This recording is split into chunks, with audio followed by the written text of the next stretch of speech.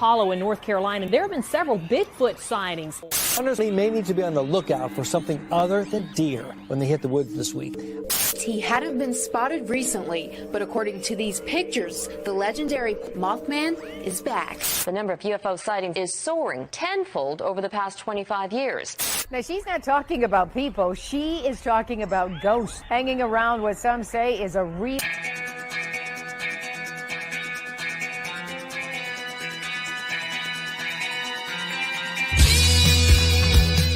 You're listening to Paratalk Radio with Ted Wolf and Psychic Cindy on Paratalkradio.com, a member of the WLFE digital broadcast family. Paratalk Radio is your one stop for all things paranormal, the unknown, and the supernatural. Join us every Monday night at 8 p.m. Eastern, 7 p.m. Central for discussions and guests on topics such as ghosts, hauntings, Bigfoot, UFOs, and more. This broadcast is rated M for mature and is intended for listeners over 16. The topics, views, and opinions expressed on our show may not necessarily reflect the views or opinions of Paratalk Radio, our hosts, or our sponsors. Now, live from J-Wolf Production Studio in Ontario, New York, here are your hosts, Ted and Cindy. Hi, everybody! Teddy, where are you? I have a surprise for you. You do? You have a surprise for me? Oh, look at that. Cool shirt. You got me on your chest. That's cool. I'm wearing you on my chesticles. I see that on your chesticles. And that's a new word. That's a Cindy word, guys. Bill Davis says, shared. What did I win? I'm not sure yet, but we're going to let Cindy go ahead and say hi to everybody. Good. I wanted to. And then we're going to get to our guest. Okay, perfect. Hi, Paratalk Radio. Hi, WLFE-DB.com. Oh my gosh, there's so much from everybody. I can't find us. Us meaning our peeps. Okay, yes. Hi, Robert. Hi, Barry. Hi, Bill. Hi, Chanel. I'm so happy to see and there's several more that we can't see. So that's just us here. That's not the WLFE network or the other five. Actually, that's 1, right. 2, 3, 4, Hi, 5, Indie 6, Bookstore 7. Source. There you go, Robin Indy. Joan. Listen, Nice. guys, if you see me playing with my nose, I'm not picking boogers. It's just my nose thing. There you go. So we are on 8 destinations tonight. So we are on 4 Facebook pages, 2 YouTube pages, and a Twitter page tonight. So shoot. Okay, friends. And Alicia Starr. Hello, Alicia. I see you over here. James Hi, Christopher James. I see you over here as well. So I'm trying to do that. So, I'm excited about tonight's guest.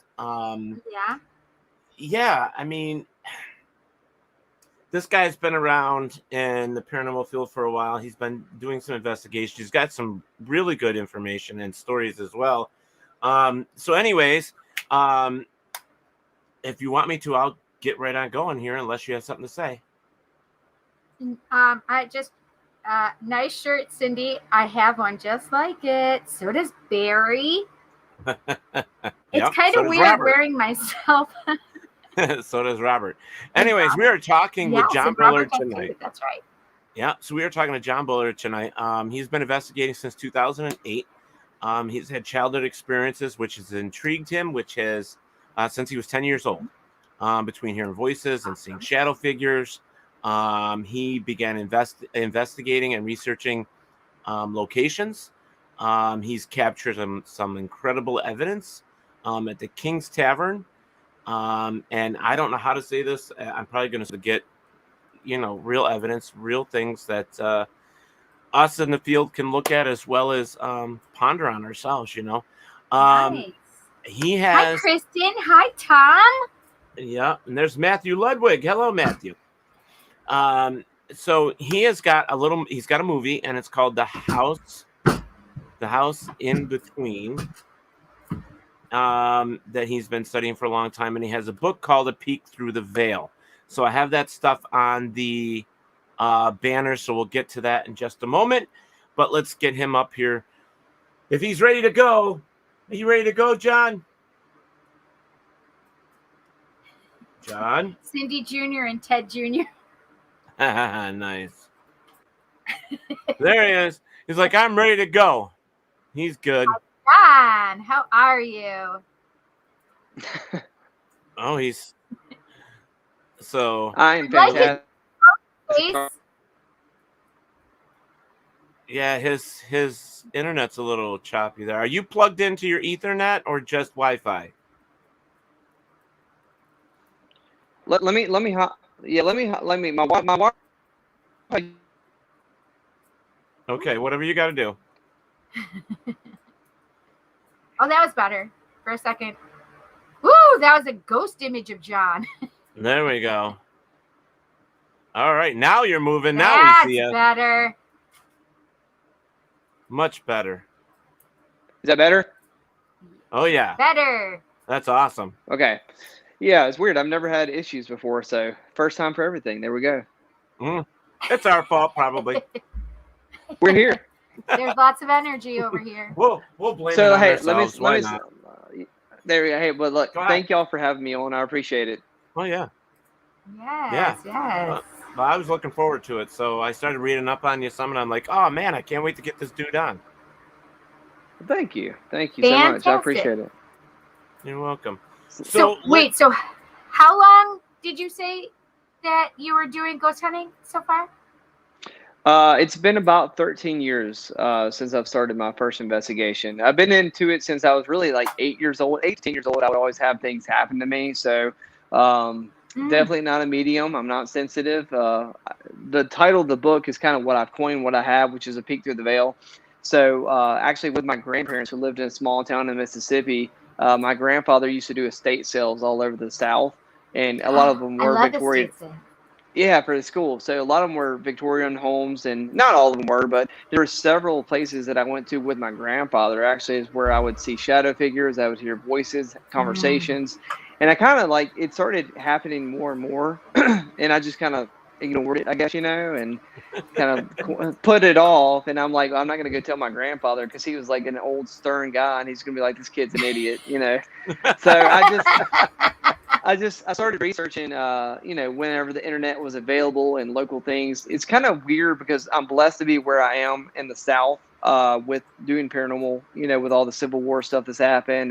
And by the way, you killed it. It's Natchez, Mississippi. So you did a great job on the pronunciation of I wasn't sure. Good job, Teddy. There you go. Gold star. So, but yeah. Proud of you.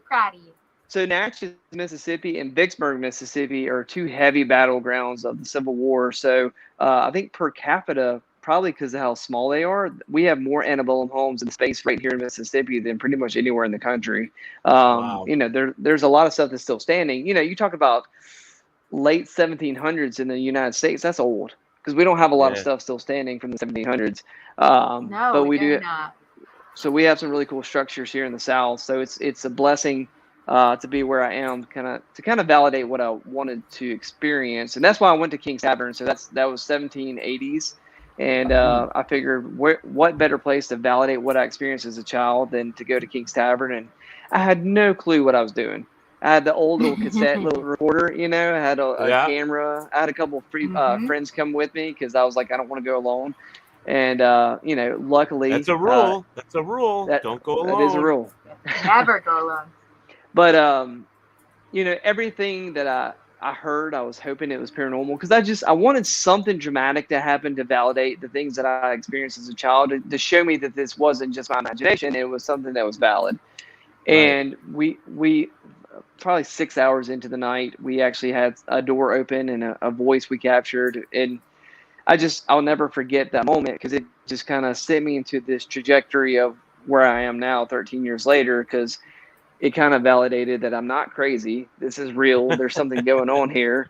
And so it sent me on a path to try to prove life after death. And I wanted to be able to document clear evidence for people to listen to.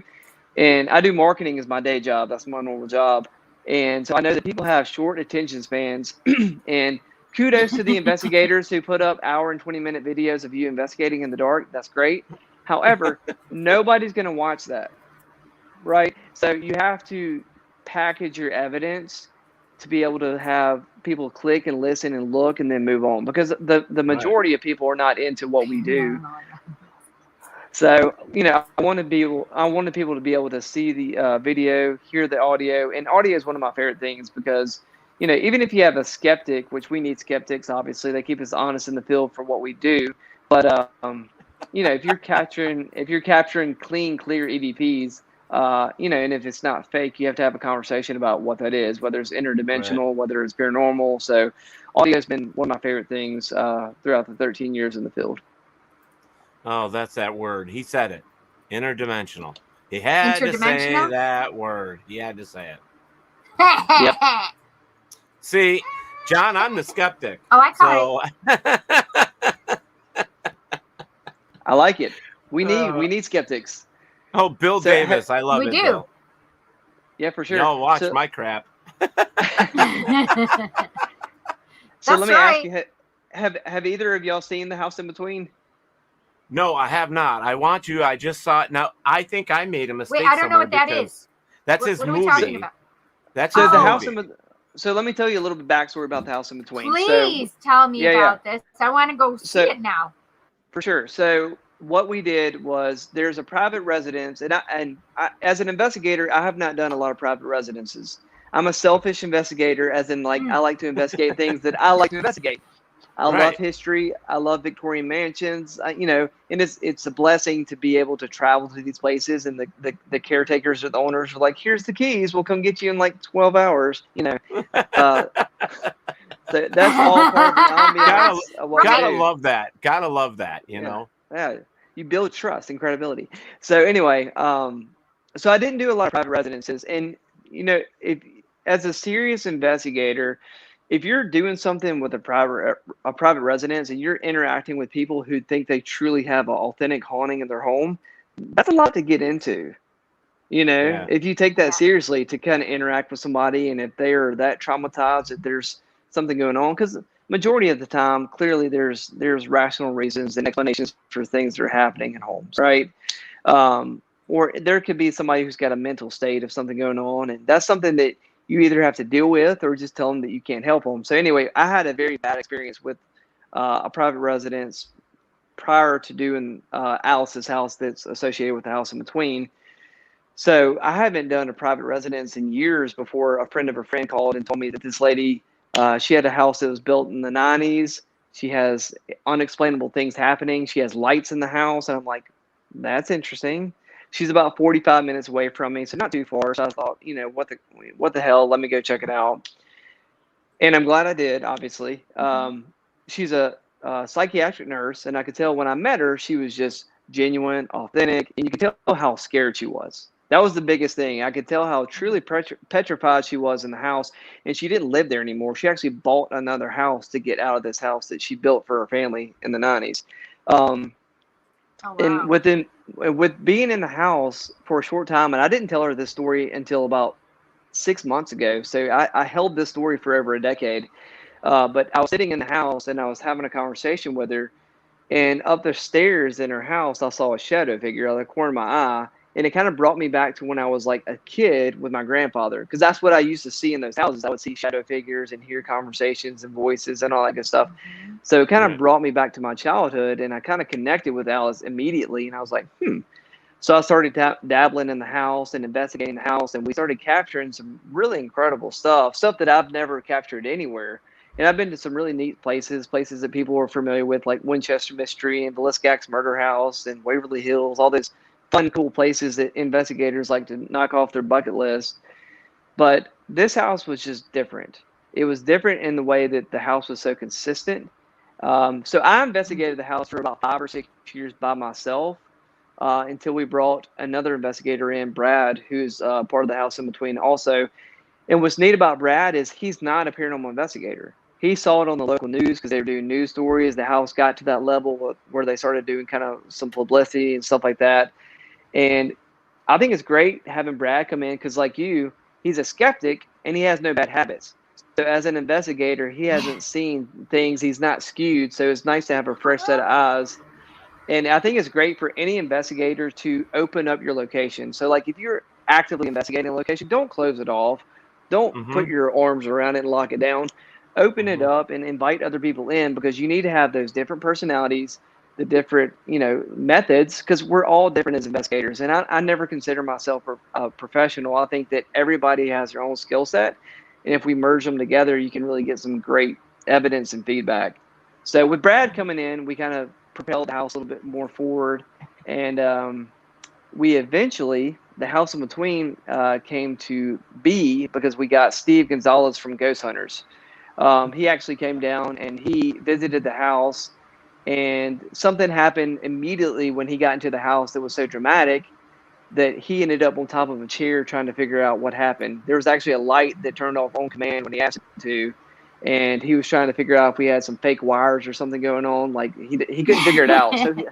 So he left, and about a week later he called us back and said, "Hey, I need to come back down there." So we invited him back, obviously. Because the thing is with Alice's house is Brad and I know, because I've been doing it over a decade now, we know how authentic this haunting is, and we know how real it is. When we've captured countless things moving on camera, lights turning off on command, doors opening, incredible voices. So what we wanted to do was not show how cool our haunting was. What we wanted to do was bring somebody in who had, credibility in the field, which is Steve Gonzalez. He's one of the OGs of the paranormal. He was doing ghost hunting before ghost hunting was cool.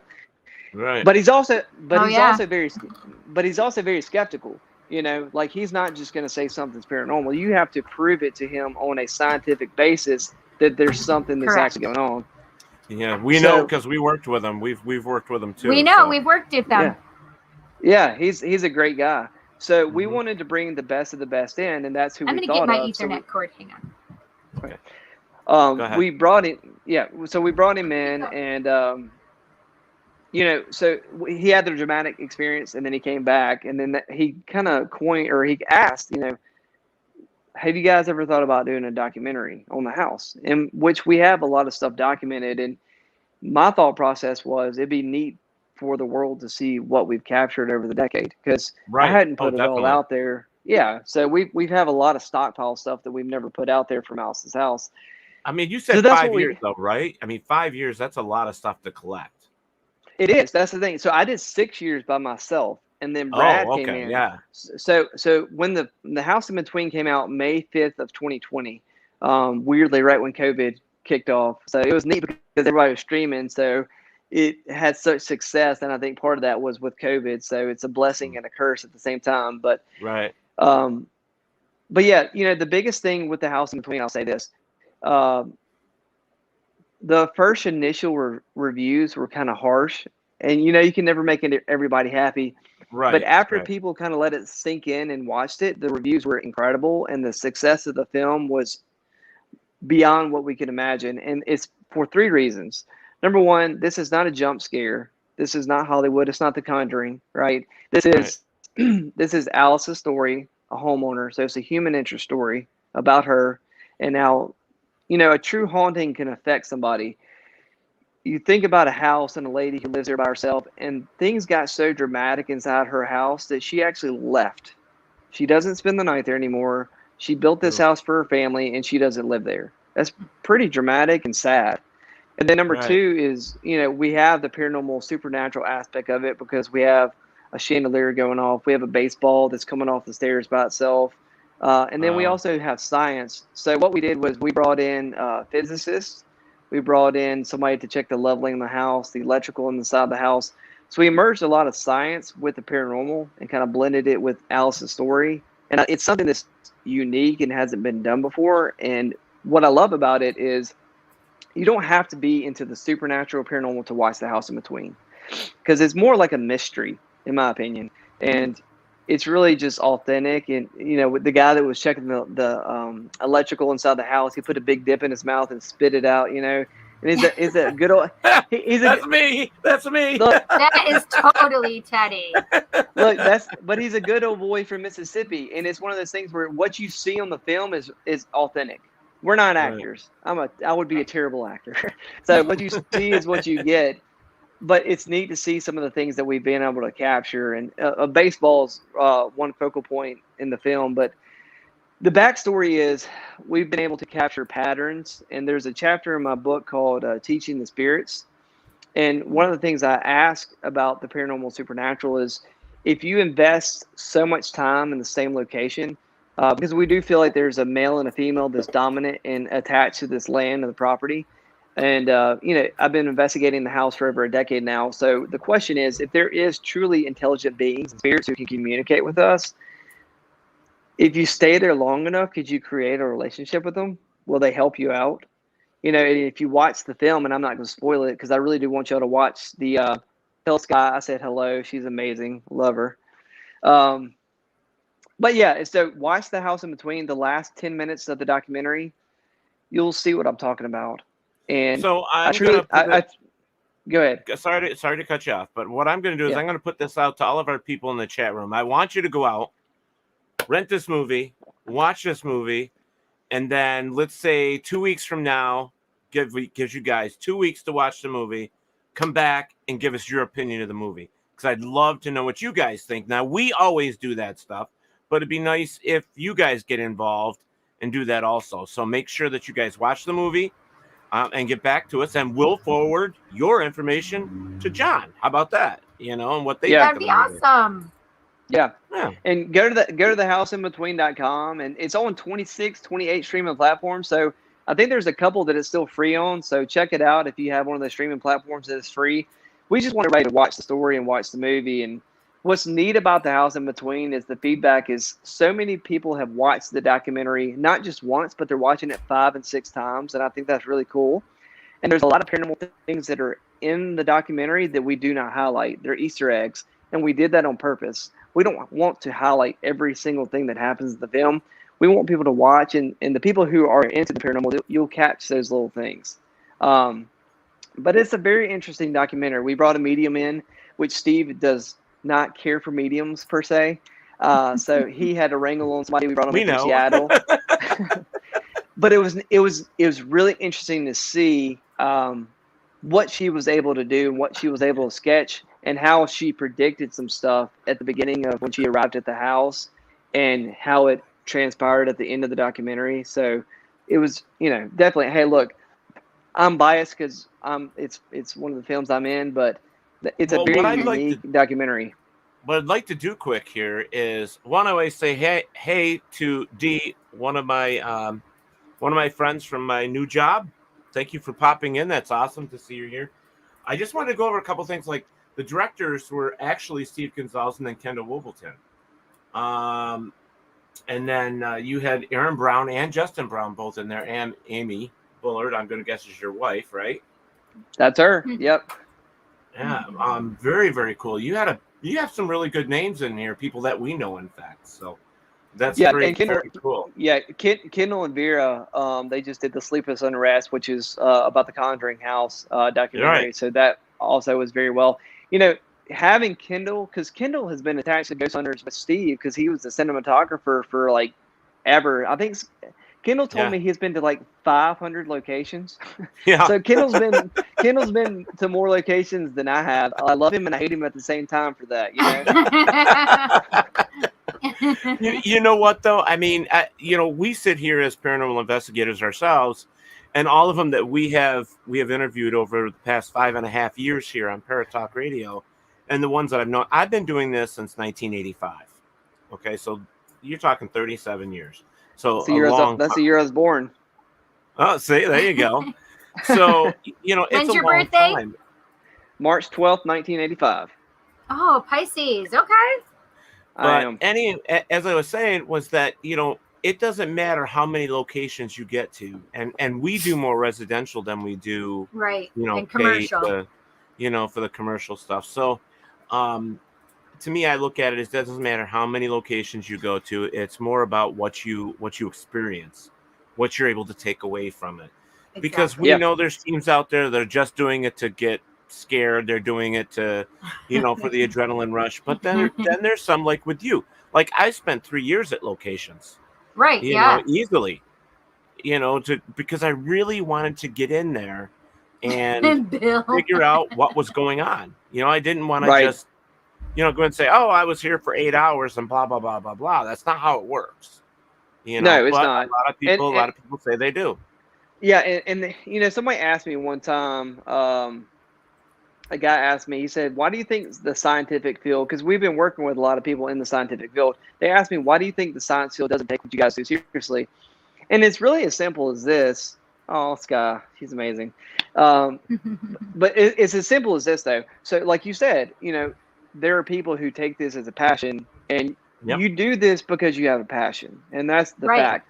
Because when you do an investigation, you have to imagine, you think about the evidence review itself is just grueling. The video and the audio you have to listen to, and a lot of times you don't get any evidence. So it's just one of those things. It's a labor of love. But unfortunately, you don't have to have a license to be a paranormal investigator. So anybody can Not do yet. it. Not yet. You know it's going to happen eventually. I don't know. One day. A past life regression or a hypnosis person, past life regressionist, still not licensure. Oh, still not? No. Hypnosis, not licensure. Well, then maybe it never will. Who knows? But what you say, though, when you have 10, let's say you have 10 investigators doing it for the right reason, it's a passion, and they're doing it for true, authentic evidence. Yeah. You have 30 more, but that want to have an adrenaline rush. They're in it for the fun. They see it on TV. They want to be a part of it. Adventure. Yep. Right. So, and that's fine. I'm not knocking them for it, because whenever I first started out, again, I didn't know exactly what I was doing. I knew I had experience as a child, and I wanted to dabble in this, but I never knew this was going to be something that John, none of us did. None of us right. did. Well, and look, I'm not great. I'm not great at a lot of things, but this is one thing I'm actually good at. So this is what I truly enjoy. Cool. But yeah, but science itself, scientists and geophysicists and people that we've chatted with over the years, they're intrigued just as much. Even if they don't tell you they are intrigued, because some of the things that we've captured, they can't give us a rational response or reasoning. And that's what we wanted to do with the House in Between, is we wanted to invite people in to give us rational reasons of what's happening in Alice's house. And it's neat to see when they're like, I don't know. If this isn't fake, I don't know. So it's neat to see that. John, but sorry to interrupt again, but isn't that what we want? We want them to ponder on this stuff. We want them, we're looking for explanations. So what you're trying to do here is gain that from them and say, hey, you ain't got any information. That kind of puts it on the plus side that it's paranormal and we have no explanation. This is what we're looking for.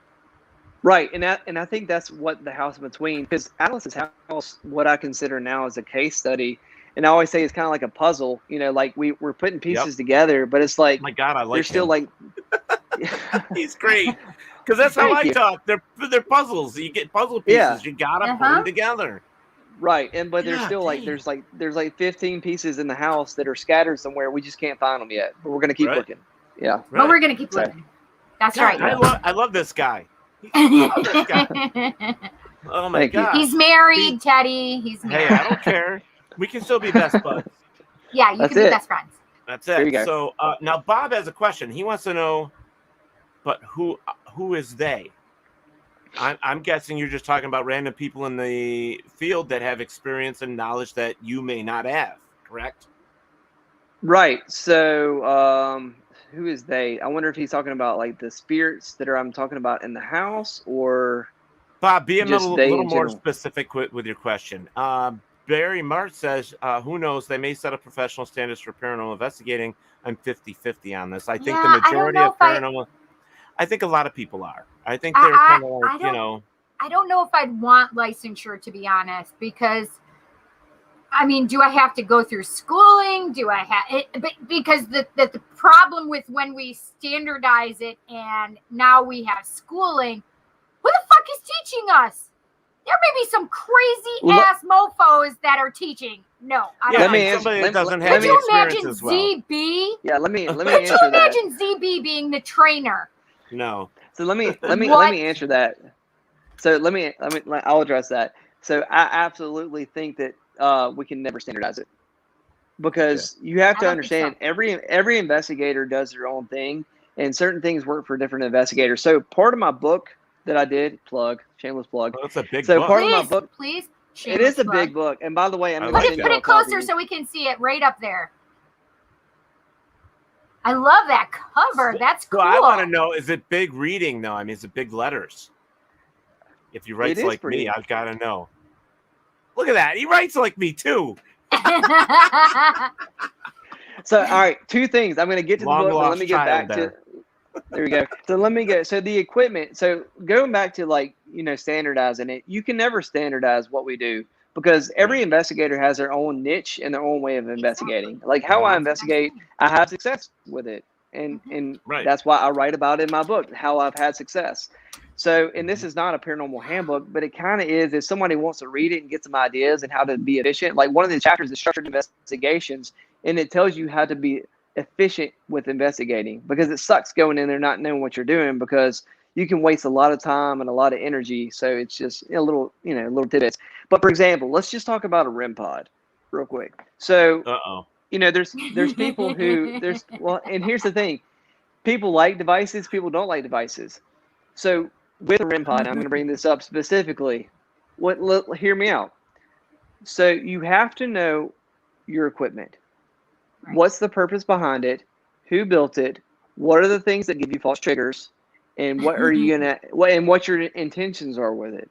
Because I know that like walkie-talkies and key fobs and this, that, and the other give us false readings. However, think about using it as a visual aid. If you're setting it up away from all that and you take those things out of it and you're capturing an EVP, you have a baseball fall down the stairs and you're getting a REM pod hit, boom, boom, boom. You want to connect those dots to make your evidence more valid and authentic. So the REM pod, for example, has a place, but you can't rely on that solely. You can't just watch the REM pod and just say it's going off. Oh, there must be a ghost. So again, you have to understand the tools that are in the field. Some of them have purposes, but they all have flaws. So you have to research and understand and educate yourself, just like anything that you be doing. If you're metal detecting, understand the tools that you're using and when it's giving you readings and stuff like that. So as a paranormal investigator, you have to educate yourself on every tool that you use, and they all have purposes, but you can't rely on one thing. Agreed. I agree. And validation, especially when you get 2 or 3 pieces of equipment that can validate each other as it's going along, that's the best way to go. I've said that a million times. You cannot just take one. It's like the dreaded K2. I mean, you just can't put that out there and say, oh my God, it's a ghost. I'm sorry. You need validation. You need other pieces of equipment going off or an experience or something to validate it or validate it or point towards it. I had the hardest time not using psychic mediums as well, usually because you cannot validate what they're telling you. Okay. Right. Unless you go back and you do the history and you start looking into things and what, where it points and so on and so forth.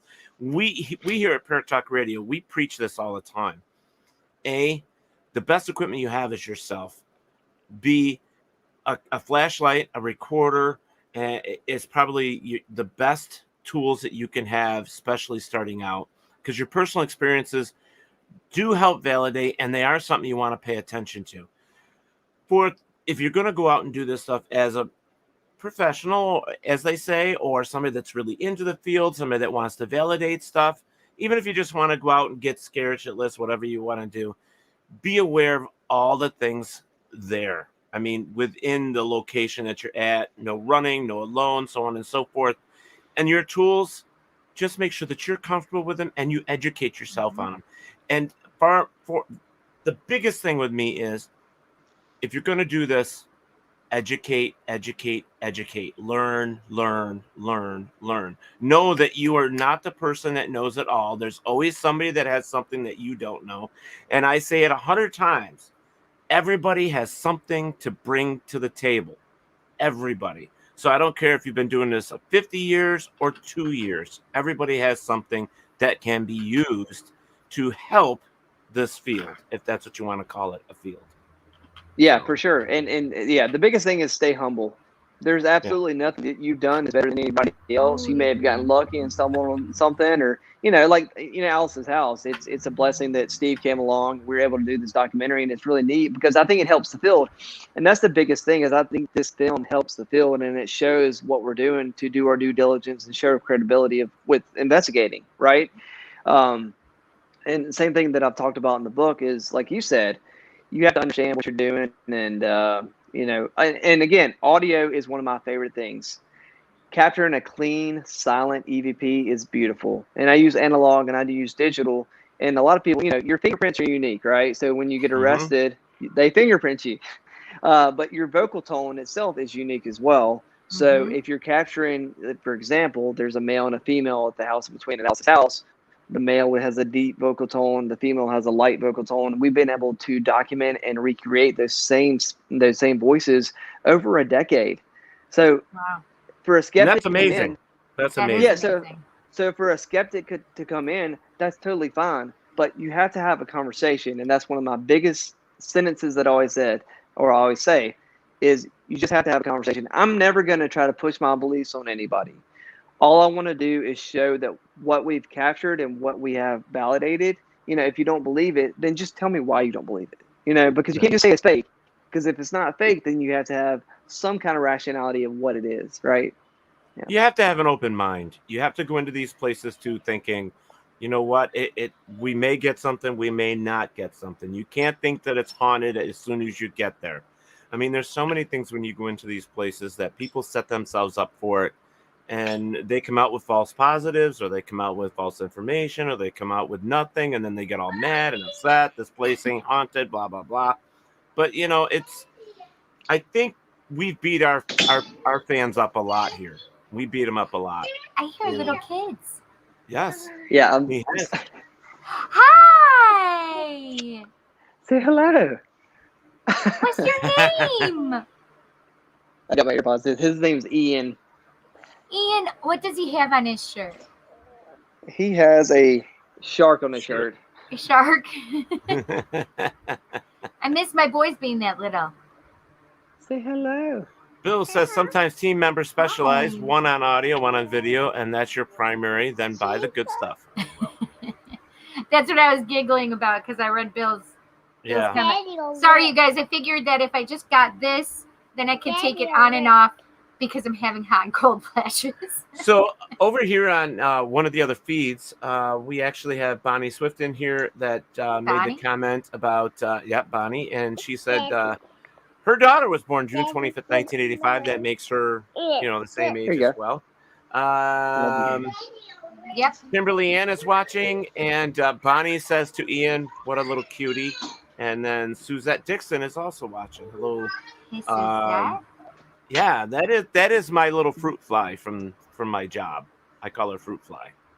Cute. Yeah, he just learned how to open door handles. So my wife just came in busting in the door with a owl look on her face. She didn't realize he came in the room. So anyway, she just had to lock the doorknob. So I heard the doorknob turning. So he just learned how to open doors. So that's so cute. How old is he? He's 2. He'll be 3 in March. So he's a Pisces. My wife's a Pisces. We're a whole house full of Pisces. Oh my gosh! House full of fish. Yeah. Well, you'll never be hungry. I mean, no. That's cannibalism. Never mind. There's a lot of emotions in this house. Yes, I bet. And intuition. Yeah, for sure. Yeah, and so my wife, she met me. I was probably in the field for 5 or 6 years when I met her. So, I thought I was all cool because I'd been on Ghost Adventures one time. So I was like, I've been on TV. I do ghost hunting, on our first date. But she's a great singer, all this stuff. But anyway, so she started doing the paranormal with me, and she just had this natural instinct. It's neat to see people jump in the field who just kind of have that natural ability. So she's a nurse, and she does hospice. So she's always been around people who are dying and passing. It's a very, very, very special person to do what she does. But exactly. It's neat to hear the stories that she's had personally about people who are passing over, the things they say and the people they're talking to who aren't in the room. So it was neat to hear her perspective and kind of merging her into the world that I'm into. Yeah. Mm-hmm. Yeah, we interviewed Dr. Cobalt. I can never say his name. Cobalt, whatever. God, I can't remember his last name, but anyways, he was a doctor, and he wrote a book on all the experiences from other doctors in emergency rooms and all that stuff, the people that were passing. His and his colleagues, and Yes. it was like the subject that nobody wants to talk about, especially in the medical field, but they have a lot of them. But it was amazing stuff. Amazing It was stuff. Kalbalba. Kalaba. Oh, hang on. I can never say his name. But I just want to pop this up here for John. I don't know if you saw it, but Bob Brunel, he said, I bought your documentary and crossed all your T's and dotted all your I's and pressed with a link that you went to validate your evidence. Yeah, I saw that. I thought it was pretty great. Thank you so much. I appreciate it. And that, that was the initial feedback. I think when people first saw the trailer and saw Paranormal, they always want like a jump scare. So the initial knee-jerk reaction was like, where's all there? Because there wasn't a ton of investigating in the documentary. So we understand that because we show you the things that we've documented because we've been doing it for over a decade. So we have footage that's been stored.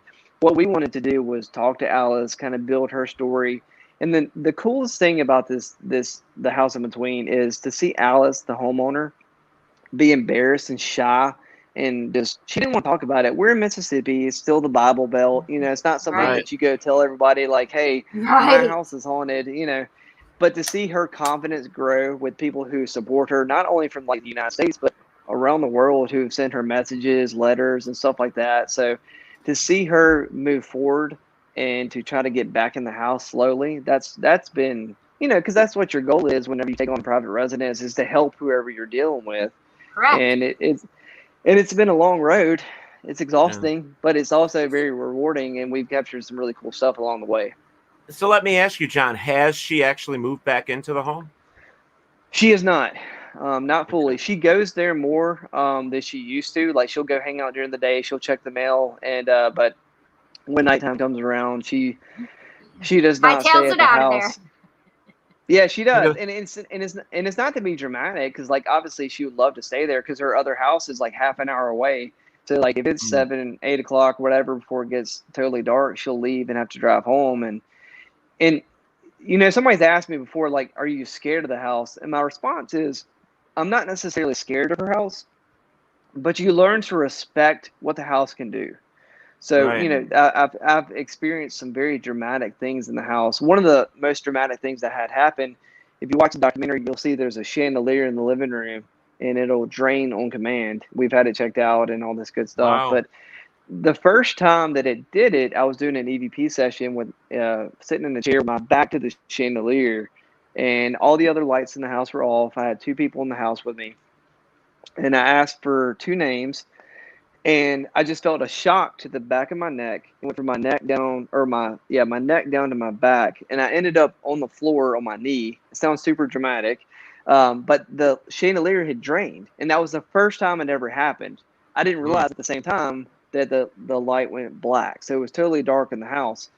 Wow. So it's one of those things you always tell people, is like, you never want to have it happen again, but then you definitely want to have it happen again, Right. Right. So that's what kind of got us to focus on the light and kind of say, okay, well, you did that once. Can you recreate it and create a pattern?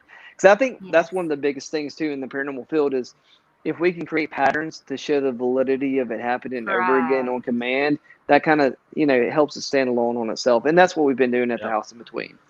Yep. So I'm going to throw in here, Bonnie Swift said over here on the other feed, she says, I had a lot of weird stuff happen when I worked in the ICU, especially with this one guy, she said. So she's seen things as well. So it's funny how, not funny, but, it's one of those things that you work in a place where you see death as well as life and the things that happen sometimes, and homes. I mean, I've done mostly residential. So within my experiences, I can tell you there's things that, and I've had people come up to me all the time and say, hey, all the stuff that you do, what's the worst thing you ever saw? What's the scariest thing you ever saw? And I usually tell them, I go, hey, it's not that it's scary. It's not that it's the worst thing. But what I can tell you is that out of all the cases that I've done, a good 90% of them I've been able to explain. There's only a small pile where I look and I say, I do not have an explanation for Right. these. And I never close those files. I leave those files open so that I can go back to them at another time, or somebody that's had that experience can go back with me and you know, go through it. Anybody that has something that I have not experienced, you know, or no experience in, can go back and help me with it. And I think that's overall, I would like to see more teams do that. You know, keep their files that they can't explain and bring other people in and say, hey, have you ever dealt with this? You know, what is this? Yeah, You know? I agree. You know, So I'm get glad those what you answers. do. Yeah. Well, same thing. And look, kudos, you know, to both of you for doing private residences, because that It's takes a not. It's lot. not It takes easy. no, and I know it takes a toll on you. It really does. And again, it's not to sound dramatic, but it is. You're dealing with somebody one on one in their home where they live, and they've gotten to the point where they're okay opening the door to bring strangers in to talk about ghosts and spirits, like whether it is or whether it isn't. In their mind, it is. So it's our job to come in and be professional and try to help them the best way we can. And most of these people, I mean, that we've worked on with some of these extreme cases, they are so scared out of their wits. And they are like, you know, I just want it out of here. I want my home. I want, you know, and so you feel the empathy for them. You do your best. And one thing that I've always tried to make a point of saying is, like, please don't go into somebody's home and say that you fixed it after an 8-hour investigation and then you just leave, because those people still have to live there. You don't. You know, so, you know, you need to bring in people that can help you. And it takes more than one time to go in a location. It really does. Yeah. Yeah. And like I said, you know, if you want to travel and hit your bucket list places and get those experiences as an investigator, great. Because I did that too. And I've written about some of them in my book. Like, you know, Villiscax Murder House was amazing. Had some awesome stuff happen there. But Villisca Axe Murder House in Villisca, Iowa. Oh yes, yes. I want to go there. That's one of them on my bucket list. Okay. Yeah, no. No, but seriously though, you know, it does scare me to think about some of these places, to be honest. It does, and I hadn't had a lot of negative things happen. Somebody always asked me, where's one place you'll never go back to? And that is the place for me. I had some really negative stuff happen there, and I think it just could have been the time, could have been my personality. I don't know, but that was one of the worst experiences I ever had as an investigator. If I had that experience everywhere I go, I wouldn't do the field. So I personally will never go back there. I'm just not interested in it. But what we're saying though, like, but that was only a small batch investigation because I hadn't gone back there, so I don't know. So I think overall, if we have the ability to, we should visit places multiple times to gather more data, even just for our own well-being. Yeah. But that's actually what you just said about that place. It's actually it's not just you that says it. There's a lot of people that actually feel that negative vibe from that Villisca Axe House murder place. Okay, so I have a couple. It's the property too, because there's the house, but then there's also another house next to it or something, and then the barn is behind it, I believe, if I'm not mistaken. Yeah, it is. Yeah, I've never woke up screaming before, and there's some vigils. So real quick, just a shameless plug on the book again. So I wrote this book. Let me tell you. So I don't read a lot. So I wrote this book as an easy read, and I wanted it to be heavy visuals, which there's a lot of visuals in the book. I was going to try to find Villisca's. Let's see if I can find it real quick. So I'll put this up there. So this is the Villiscax Murder House. That's me on the bed right there. Oh, Jesus, yes. So anyway, really cool thing about social media. My artist is actually from Chile. So I knew amazing. that I wanted the book to be heavy visual. And I had a whole 2 or 3 pages of paragraphs of experience that I had that I wanted to turn into visuals. And I could not find anybody in Mississippi. So I searched on social media and I talked to a few people in California, one person in New York, and we just didn't hit it off. Randomly, I found this guy in Chile and we just hit it off. And we have 33 original pieces of art in this book, and we never talked on the phone. It was either email or through Instagram, and we were able to create everything in the book. So, like, if this is Doppelganger is a chapter in the book. Wow. And that's the whole thing with the paranormal supernatural. That is an interesting topic that I don't think people talk about enough. But anyway, so really, really interesting. That's and very again, cool. I'm going to send y'all a copy so y'all can take a look at it. Oh, well, thank you. I'm so excited. Check it out. Okay, so I got a couple things here to say. One, Bonnie Swift, she came back with the story to finish her ICU experience. She said, he jumped out of bed screaming, "They are trying to kill me and I don't want to go." We got him in a chair to put him back in bed, and as soon as we did, his eyes rolled up and he was gone. We tried to resuscitate him, but I said whoever came for him got him. He's, so that's one thing. Bob over here, he said, so refreshing to see a paranormal film that was not shot and directed by Hollywood. The shock and awe of those films just do not compare to a real documentary with real evidence. Thank you. I appreciate that. That is awesome. That's awesome. Well, and that goes back to Kendall, Welton, and Vera. Let me just give a full shout out to them. Red Ninja Media is their company, but Kendall's cinematography skills to be able to piece it together. And Corey Frost is our editor, and he's actually an Emmy-nominated editor. He does a lot of sports stuff, but he also obviously can do paranormal stuff as well. That's cool. But to be able to, he is. But to be able to take as much footage as they shot and then compact it into like an hour and a half and to tell a fluid story, and Kendall's cinematography, look, it's all about who you hang around because he makes us look really good, for sure. So, Bill Davis wanted to make a response and say, "I let strangers in my house to talk about ghosts and witches and shit." Okay. I love that. That is hysterical. I have been known to do the same kind of stuff. Yeah. Bob says, "Love Kendall and Vera." Yes, Kendall and Vera are absolutely amazing. And by the way, witches and stuff. So there's a backstory with me. When I was a child, I had a reoccurring dream of a witch. So that I'm all about some witches and stuff. But really cool story about that. That's amazing. Cool. Yeah. All right, guys, you need two things. You need to watch his movie, send us what you think of it, and then, of course, get his book and tell us what you think of that too. So that's actually 4 things. I'm just being being logistical. Okay. I'm a redneck. Okay. This is the way it comes out. Deal with it. Barry Martz, it could still be loved ones that got him. Maybe his protection was the angel of death. That may not look appealing. Barry. All right. So we're getting close to our first break. Or it could be dead loved ones that they thought should have gone to hell. I put this up when we first came in, because guys, if you want a really cool book too, just something to kind of pass the time, believe it or not, I found this at Dollar General. What? That's at Dollar General. They once in a while you can find some really funky. I found that one and the Witches book.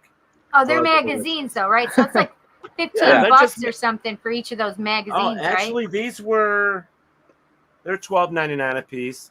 But yeah, $14.99 for the Ghost Hunting one. But still, it's pretty cool. I mean, it's not about the price. It's about it's not about the price. It's about the content that's in it. True that. And the thing is I didn't think I'd find anything like that at a Dollar General store. So, True. Come on, of all places, Yeah. Let's see. Hank Hegel, hello. Thank you for joining us. Betty, thank you for joining us. She's one of our vendors for the Parafest. So I think we're going to go 5 minutes early, get into our commercials real quick, and then get back in here, finish up with Mr. John, and talk about some more of this stuff. So get your questions together, guys. This is cool. Ouch. I'm enjoying this. This is fun. Yeah. Yeah. All right, guys, hang in there. Don't go anywhere. We'll be right back. Warning, the following video contains strong language which may be offensive to some viewers and or inappropriate for children. The content within this video is intended for mature audiences only. Rochester Winter Parafest is back, March 25th, 26th, and 27th of 2022.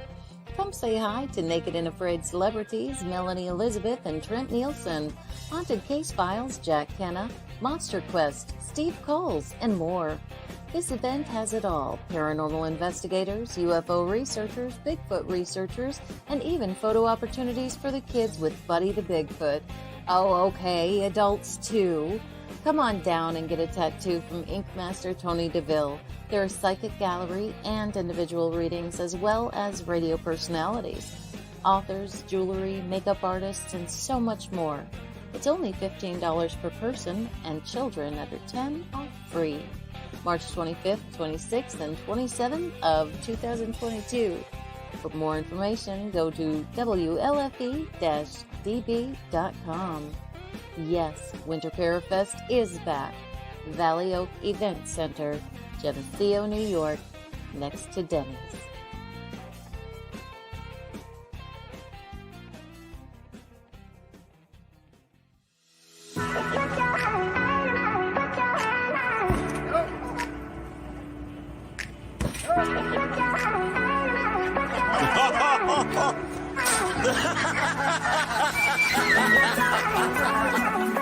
Try again, buddy.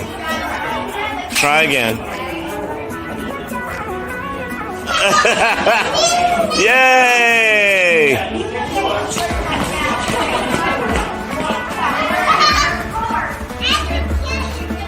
Okay.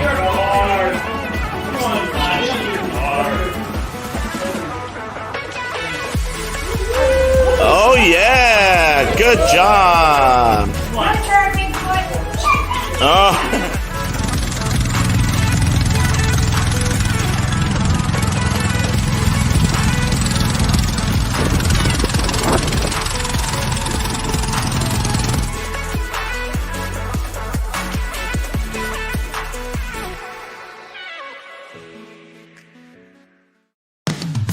You've been listening to WLFE-DB.com, where our shows are your shows.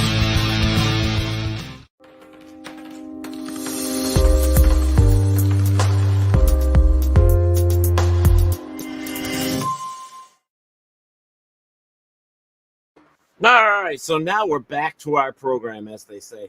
There was one more thing I wanted to bring up because, you know, that this weekend is the opening weekend for the Para-Unity Expo. It's the 7th annual in New Jersey. Make sure you go check it out. Join our friends John and Chris over there and all of our friends that are going to be there as well. And that's just, I wish we were going this year, but we weren't. So, but that's okay. You know, I know. A lot of fun. I'm really sad about it. Our boy Steve's going to be there.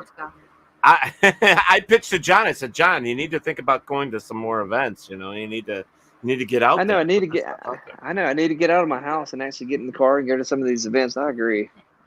Yeah. So well, see, you know, I know it's a long drive, but Winter Parafest. That's in the middle of March. Well, end of March. There you go. Yes. Just bring some thermal underwear. You'll be fine. Right, because Mississippi is a lot warmer than upstate New York. Oh, yes. That is very true. Yeah, when I went to Villisca, it was in December, and I'm like, why did I go to Iowa in December? Why? I'm an idiot. I don't know. Yeah, I don't do the smartest things. Yeah. It happens. So, yeah. There we go.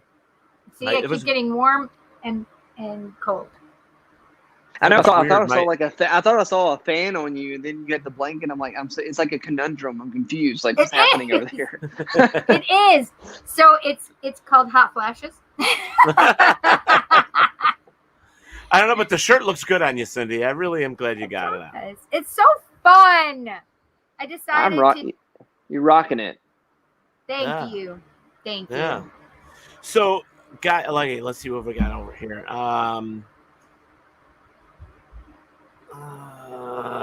More static electricity in the winter. Yeah. Let's see. That is a good question. Barry, I want to ride with you, Barry. Okay, Barry. And we apparently missed that somewhere, but so Barry's going to New Jersey Para-Unity. That's cool. Yeah, he said I'll be heading to the New Jersey Para-Unity. I'm like, I'm gonna stow away. Well, make sure you tell everybody we said hi. So you know we won't be there, unfortunately. So yeah. But you know, the whole movie thing, I think that's great. In fact, I'm going to take the time after we get off of here and I'm going to watch it. See, that's what I was doing. I was actually checking on Amazon Prime because you can rent it or own it. I think it's $3.99. It is on Amazon Prime? Okay. It is on Prime. It's $3.99 to rent it. It's $7.99 to own it on Amazon. Oh, yeah. I can watch it too, right on Prime. Yeah, I can watch it. Yeah. And it was like I think it said that there are $2.99 options actually as well.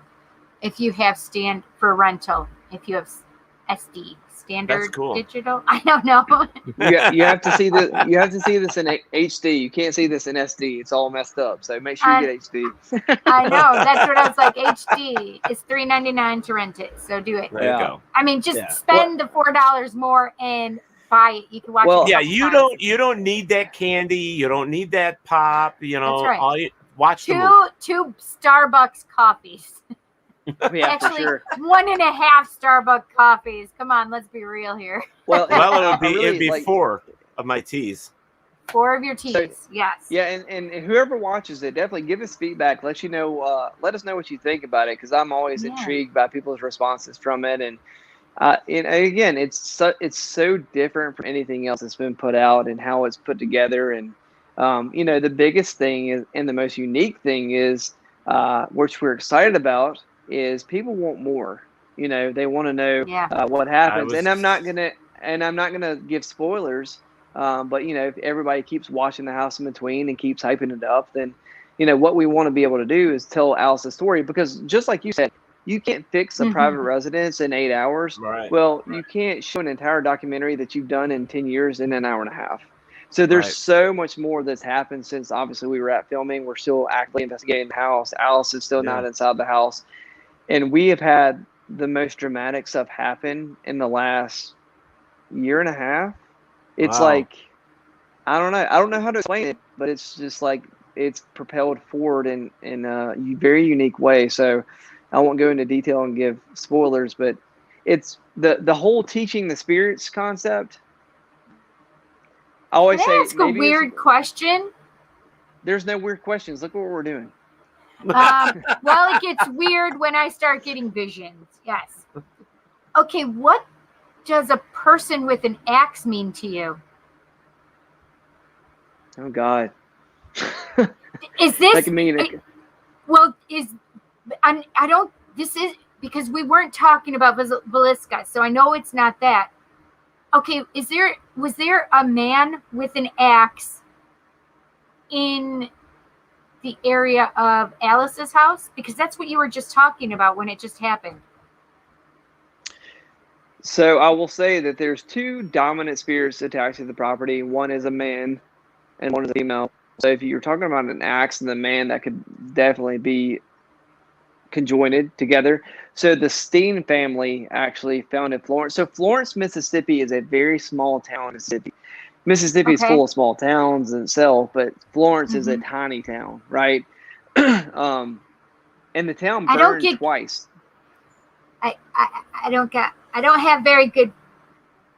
My tummy isn't feeling very well when you just mentioned Florence. Yeah. So the town burned twice.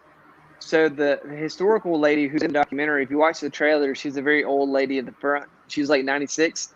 So she has the most old, some of the oldest records in the town, but it literally burned twice. So they rebuilt it, and they rebuilt it facing west, I think, after it burned twice. But yes, it's interesting that you say that, and we can talk off camera too. But yeah, that was interesting. I'll say that. All right, Cindy. I can't help it, Teddy. I'll say this: the man that's associated with the property is not a nice man. No, I agree with that. No, I definitely agree. I felt that when you first started talking about it. I totally felt him the whole entire time. Yeah. But I just thought it was odd that he showed me an axe. I was literally seeing an axe being carried around. Yeah. Very, very interesting. I will say that. Stay tuned, kids. There's more. But wait, there's more. Oh my gosh. So what you have. What you have is such a true skill set, though. So, I have met, and let's get back on the topic real quick of mediums and clairvoyance, right? And there's been people, a small batch that I've interacted with, that are just truly talented, and they don't do it for.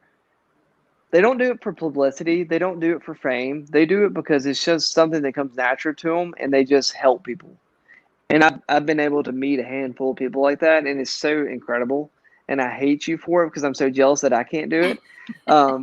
Listen, but on the flip, I wouldn't wish it on anybody at times, right? but on the flip side, I have witnessed and seen people being swindled.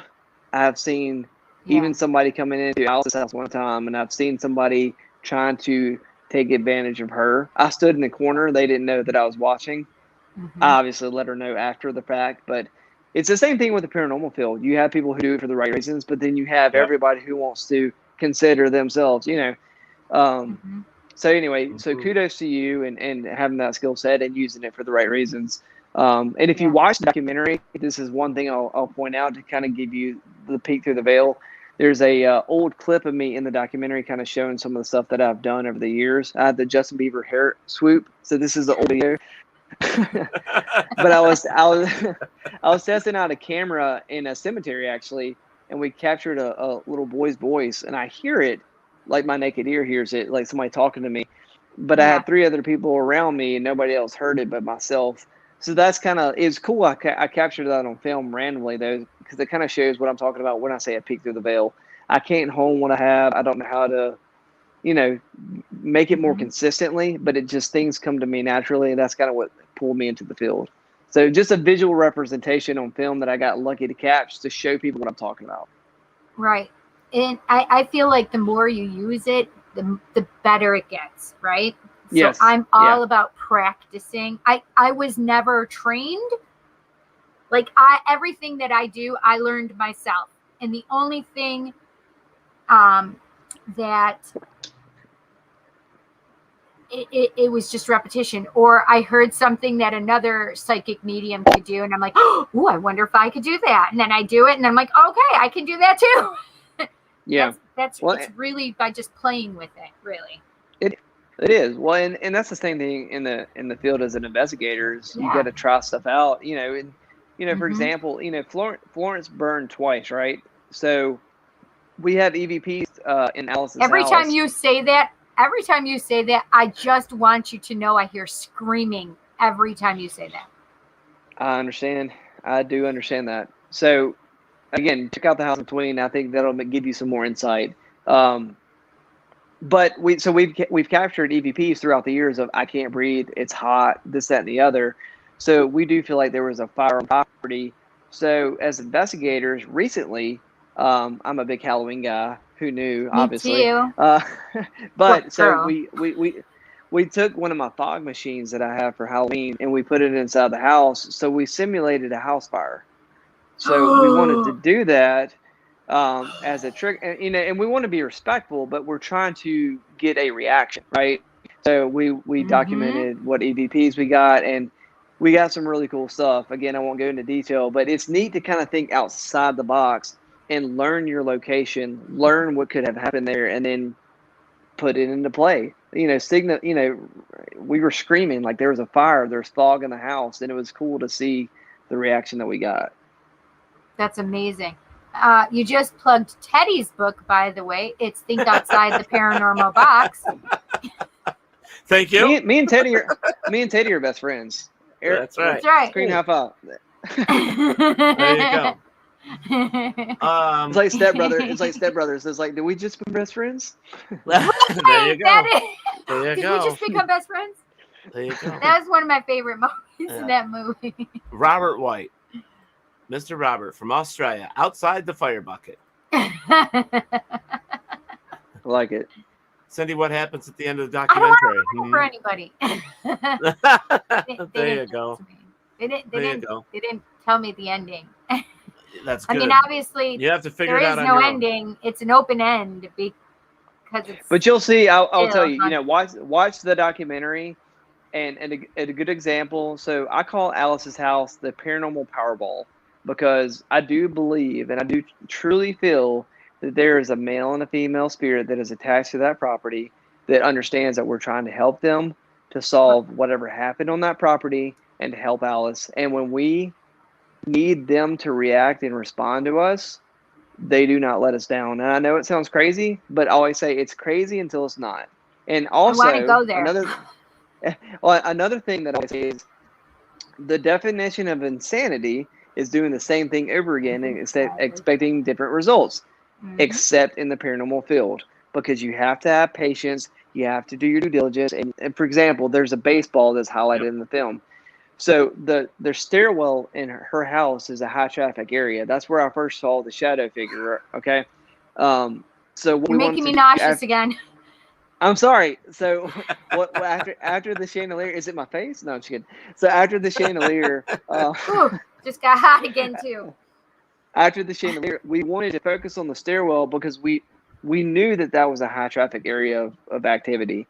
So we put a baseball on the stairs because it's heavy. It obviously shouldn't roll. So if I put a baseball on the stairs of my house, it's not haunted. There's no activity. So it should sit there until somebody kicks it down, right?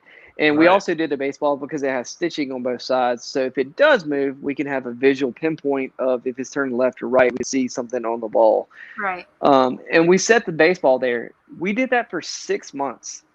Okay. That doesn't seem like a long time, but it's a long time to do that every day and watch cameras and pull up the footage and see it sitting there and sitting there and sitting there and sitting there until one day, holy crap, the ball just propelled down the stairs.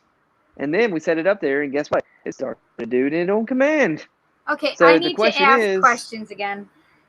Okay, go ahead. Okay, I'm literally seeing a staircase. I'm seeing wood stair railing, but then I'm seeing a like it's landing, but I'm seeing the staircase going up this way and the landing this way. Do you understand that? I do. Okay, I do. Why am I seeing something black over here? Let me see if I can hold your horses there just a minute. Okay, but also, is there a woman that has blonde hair or white hair that's related to the house? Well, Alice, the homeowner, has blonde hair. Perfect. I keep seeing a blonde-haired woman. And she is the thing is with the house is it scares Alice, and there's lights that happen that really just kind of put her over the top because she didn't understand exactly what that was, whether it was something interdimensional or something like that. But the entities in the house, though, I'll tell you, do love Alice. They love her. Okay, is there a chandelier that has a circle, but it's kind of open in the center? Do you understand what I mean? Like, it looks like if I look up, so if I look at my ring light, it's got a perfect circle, but then I feel like there may be something in the center of it as well. Do you understand that? I do. Yep, I sure do. 1 second here. So okay, why do I feel nauseous going into, like, I feel like there's a dining room area and I'm feeling nauseous. See the chandelier right there? Oh. How it's open kind of in the center? Yes, I do. It's different than how I was seeing it in my head, though. Yeah. But and then let me show you. Oh, God, I'm really nauseous right now. So they're like, we're never having him back on.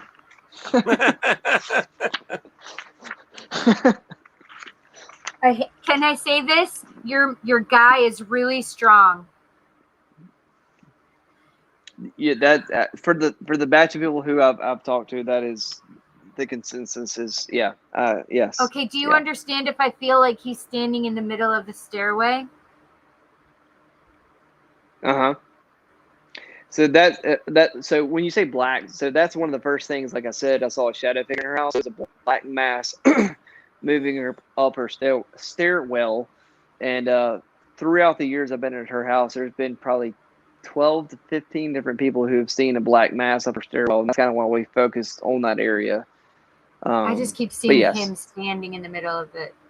I'm not seeing a black mass. I'm seeing him standing in the middle of the staircase.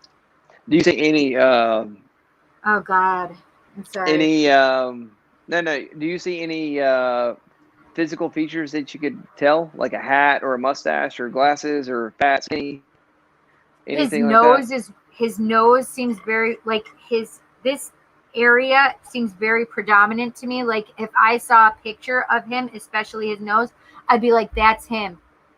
but I also feel like his eyebrows and nose would be very, I feel like I would know him if I saw pictures of him and I could pick him out. So he is the one spirit that people have seen on the property. And I'm also seeing like a flannel shirt or jacket or something. That's weird to me. Yeah.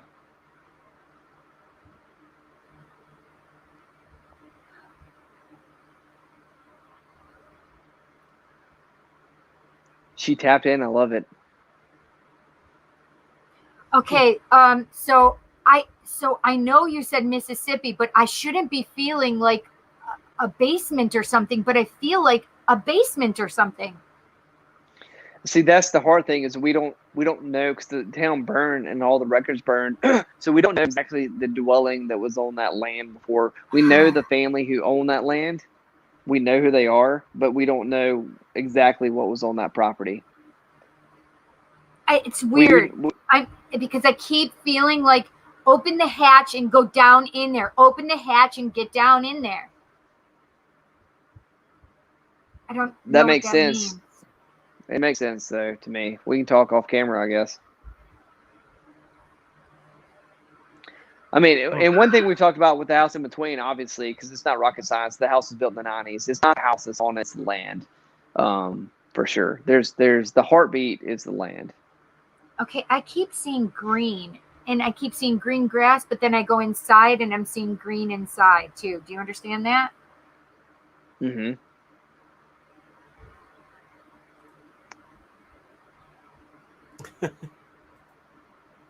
That's fair.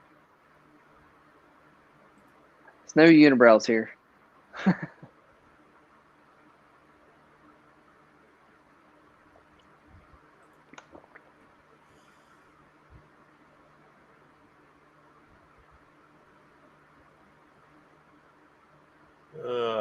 Let's see here. I'm trying to push him away for right now. Sorry. You know, No, I'm really.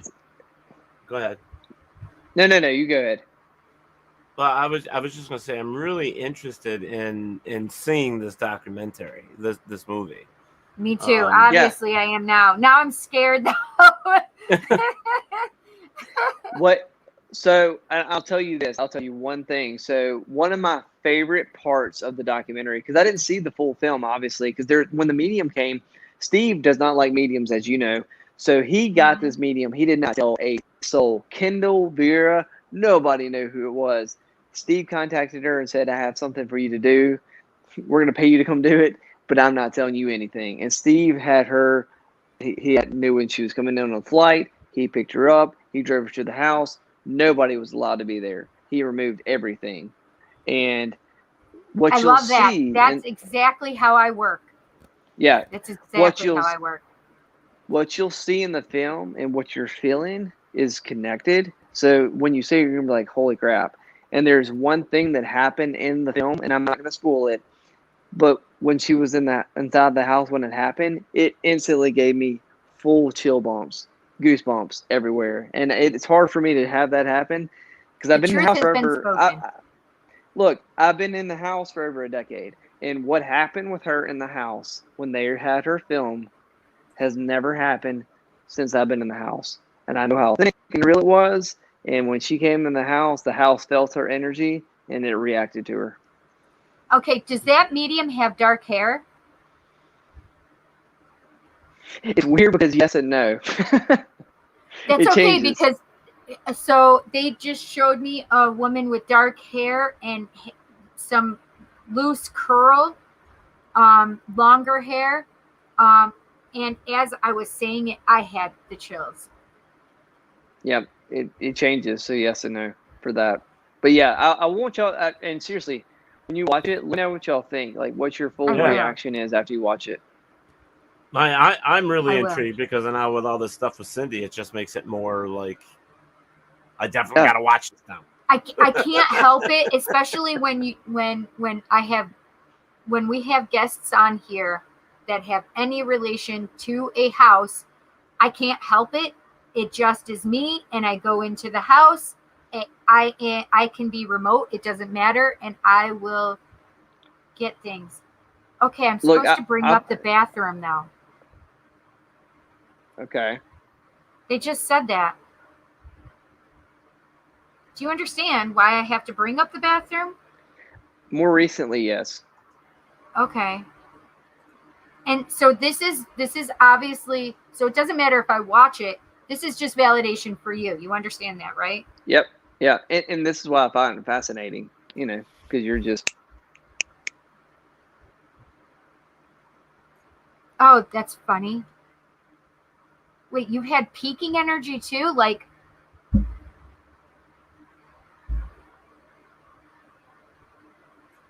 do you know what I mean? Oh, did he freeze? No, I'm here. Oh, okay. So like if you have a wall and all of a sudden you see somebody peeking, do you understand what I mean? Yep. Okay, there's kids there? There are. There are. Yeah, they just showed me the kids now. Yeah, so we're actively, and this is the only thing I'll say, we're actively trying to do something right now. So we're in the process of that right now. So we're actively working on something way out of the box right now, actively. It just makes me want to go down there for real to see it in real life. You understand that? And it's one of the locations I don't ever want to hype it up. It just is what it is. Like I never want to hype it up. I understand it. Yeah. But hey, it's kept me intrigued for over a decade, and I have a short term, honestly, and I've told people this also, I've gotten almost burnt out of the field a little bit. Like there's, a lot of locations I want to do. I validated a lot of stuff for me personally. So at some point, we have 4 kids. I'm married and I have a full-time job. And, if I could make full-time money doing paranormal, I would do it. Hell yeah. Everybody would. And look, but it's just... look, and there's a chapter in my book. It's called Paranormal Pursuit.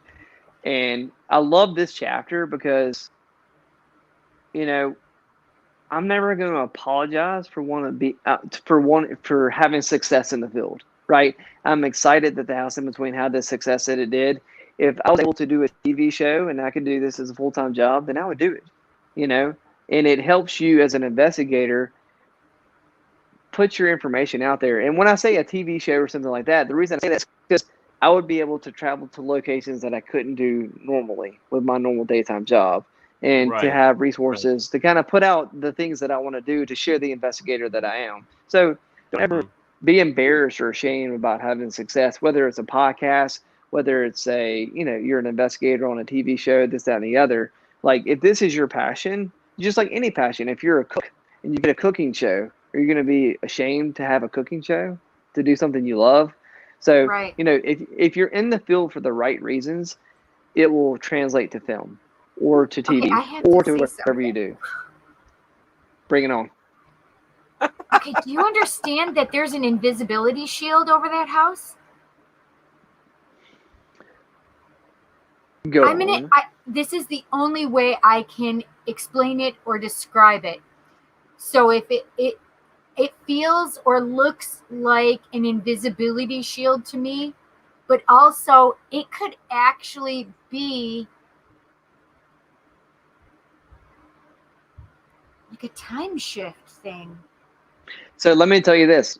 Okay, so with the different mediums that we brought in the field or into the house from all over the country, the small batch of people that I actually give credibility to, and I'll give a shout out real quick. Rachel Lang, she's absolutely incredible. So she actually just put a book out, but she's truly amazing. I think she's in California. I don't know where she lives now, but she's awesome. But the consensus on the house from people who've never met each other is that Alice's house is somewhat of a spirit hotel, as in entities come and they gather energy. They gather energy before they cross over. That's kind of the shift of the house. So every time we go in the house, and it kind of makes sense to me as an investigator, because when we go in the house, the energy is different a lot of times when we go in there. Sometimes it's more aggressive, sometimes it's more relaxed, and there's different voices that we've captured throughout the years, but there's still always that deep male and the light female. And that's why I feel like they died on the property and they're still on the property somewhere. But yeah, it's over 6 or 7 different mediums who I truly do trust throughout the 10-year process who have said it's like a spirit hotel. That's the word that they keep giving. It's like a spirit hotel. It's a revolving door. It's like, I wish I could put it into words better. I'll explain it this way. It wouldn't surprise me if you have people that have gone by the property like 1,000 times and they never saw the property. Like they never saw the house. They never saw anything. And they literally go like, oh, I've never seen that house before. You're like, how the hell have you never seen this? You go by it every day. Do you understand That's so crazy. That's so crazy. That's crazy. So seriously, so I've been in the house. Literally what I'm no, feeling. listen. Look, I've been in the house. This is like an ongoing joke with me and Brad and all of us. I know where the house is. I've gone there for 10 years. I still today will drive by the house and have to make a U-turn to turn around to where the house is. Like, and it's not like, and it's in a neighborhood, so it's not like away or off the country. Like it's on the road. It's like Harry Potter shit. I'm telling you right now. It's weird. Do you know the part? I don't know if you've watched all of Harry Potter. Like, do you remember if you have, there is one where it's like, where it's now like Harry has to live in the house where, but the house you can't see. And then all of a sudden when they unmagic it to make it, you're like, oh my gosh, there's the house. Right. But you can't, when it's invisible, it looks like it's just part of the other thing. Like, where are we going? There's no house there. Do you understand what I mean? Yeah, I do. But like, yeah, so that's like an ongoing thing with Amy and Sabrina and Brad is like, we know where the house is, but like you will drive straight past it, and I don't know how to explain it. Like, no, I don't know. Like it's frustrating to explain it, but like it's funny you say that because that's like an ongoing thing. We don't. Yeah, I don't know. It's literally the truth, and that's why. If you don't understand it, you'll understand it because of what they made me see. Okay, folks, I think Cindy is giving away too much. Yeah. Well, I'm not doing it on purpose. Nobody's ever said that. And besides like us that go to the house all the time, we've never like said that. I don't think I've ever said that on a podcast. So exclusive. But that, like, yeah, like I didn't even know who we were having on tonight, to be honest. I'm sorry. I'm a terrible co-host. I don't research anybody because of this. Because of this kind of stuff, I don't research. I don't do anything. This is authentic. I live, and if you go to look it up, it's not like you can look up. I couldn't watch the movie in those couple of minutes. Do you know what I mean? Literally, all I looked up was and that's not in the documentary. Like what you just said, that none of that's in the documentary. We've never talked about that, but that's something we experienced as we go into the house. But that's not public. So Bill Davis just says Cindy has us intrigued. Well, Bill knows that I do this because Bill and I were talking, and I did what I'm doing with you, John, with one of the houses that he's investigated. Nice, very nice.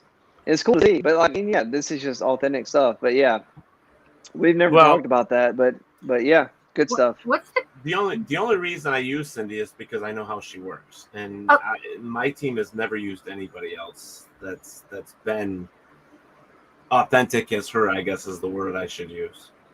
Yeah. She's okay. Awesome. What's an orange ball mean to you? Well, that's an object that is on the so we have focal points in the house. So again, what we try to do is we're creating patterns, and we're trying to show validity of like me speaking and the reaction, because we are teaching the spirits. That's a whole narrative that we're doing, like a case study. Right. So that would be that. Okay, so you understand it when I'm bringing it up. Okay. Yeah. That's all I wanted. At least I'm not nauseous anymore. That's the male. He's not a nice man. No. Cindy, what does this mean to you? That means Hong Kong. Let's be silly. forever, that's gonna always remind me of Patch Adams now. Patch Adams? Yes, Patch Adams. Yeah. Robin Williams. This is actually one of the things that I like to do with the paranormal. If we go do different events, I take pictures of my favorite people at these events with us wearing the noses together and then taking photos. It's just one of my little things, you know. Oh, what was that? That was Jet feeding our cat. It sounded like he threw the cat. It was Jansen. It was Jansen feeding the cat. He probably just threw the little glass jar, that little glass thing. So let me come back and ask you a couple questions, because I myself, you know, with your book and your movie, is this something you're planning on continuing with, like you're writing another book and doing another location? Is that something that you'd like to do?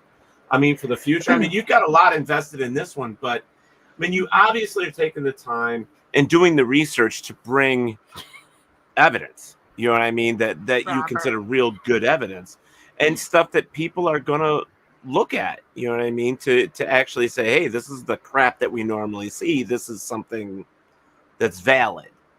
So is that something you would like to continue to do yourself? I mean, yeah. So, you know, the book is something that I've been wanting to do for 5 or 6 years. I you know, had a list of locations that really affected me personally for different reasons. And kind of shows the reason I chose the locations I chose is because it starts me as a novice investigator and it kind of propels me into where I'm at now. And there's certain really dramatic things that set that course of action. Will I ever write another book? I don't know. I'm not an author. I wanted to leave something behind. Well, you are an author. You do have a book next to you. Thank you. But some things I do, and I don't mean it selfishly, but kinda. So I wanted my family and my kids and everybody to kind of like after I'm gone, I'd like them to be able to have a snapshot of some of the stuff that I did and what it means to me. So that's kind of what I wrote this book for. And again, I can't wait to see the pictures. Yeah. The art. Look, if you hate the writing, the art is beautiful. So there you go.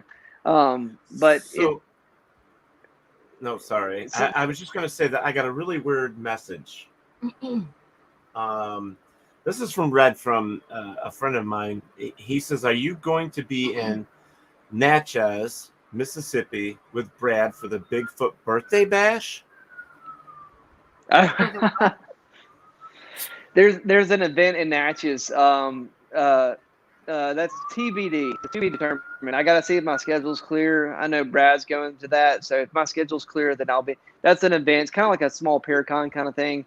But if my availability, I'll look at the next couple of days. I'll let you know. Okay, because Red was just saying, goes, "Hey, from Hillbilly Red and Ellie Mae, hope you're doing well, John." So do you know Red? Yeah. He's a TikTok star. He's I know really Red very well too. Red and I are friends. Yeah. I met him when he was with the Hillbillies in the Holler a long time ago. Yes, Hillbillies in the Holler. We did a snake grabbing rodeo in a small town in Mississippi. Look, we were the black snake grabbing. Yes, grabbing snakes. Hear me out. We were the black sheep. Okay, I'm like you. I'm not touching a snake. I'll hunt a ghost, but I'm not touching a snake. So there's an officer. So I live in Madison, Mississippi. We had an officer who was not doing well from something that happened. Police officer. So we were doing a charity event for the officer to raise funds. So they did a snake grabbing rodeo. So they had Hillbilly Red and they had Turtle Man and a bunch of other people. They had Uncle Si from Duck Dynasty. And then we were representing the house in between. So we were the black sheep of everybody out there, but we had a great time. It was a great event. So Hillbilly Red, if he's going to Bigfoot, I guess I need to get my butt down to Natchez. Yeah, that's cool. That's fun. So I hope Red, hopefully you heard that first here, Red. He said he's going to get his butt down there somehow.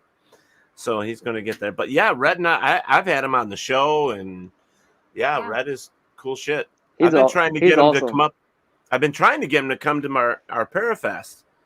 to get him That'd up be here fun. to New York. Oh my God, it'd be hilarious. And mixing him up with the Naked and Afraid people. Can you imagine him and Melanie Roshauer hanging out? Oh my Right? God. Yeah. Okay, we have questions I'll tell you for what, John. our table is right across from him, and it was just fun watching him interact. It was great stuff. He's a rock star. All right, so we have questions here. Go ahead, Cindy. You can read it. Question for John from Bob. After the release of The House in Between, has neighbors of Alice come forward with paranormal reports, or does it seem Alice's house is the only one in the area that has paranormal activity? I say no, because I feel like the land has stuff, and it wouldn't surprise me, especially if the guy has gone to more places than just Alice's house. Yep. So a great question, by the way. So we've talked to the neighbors since the first film and kind of since then as well. But honestly, there's been some, like the third neighbor down had something small happen, but it was small batch.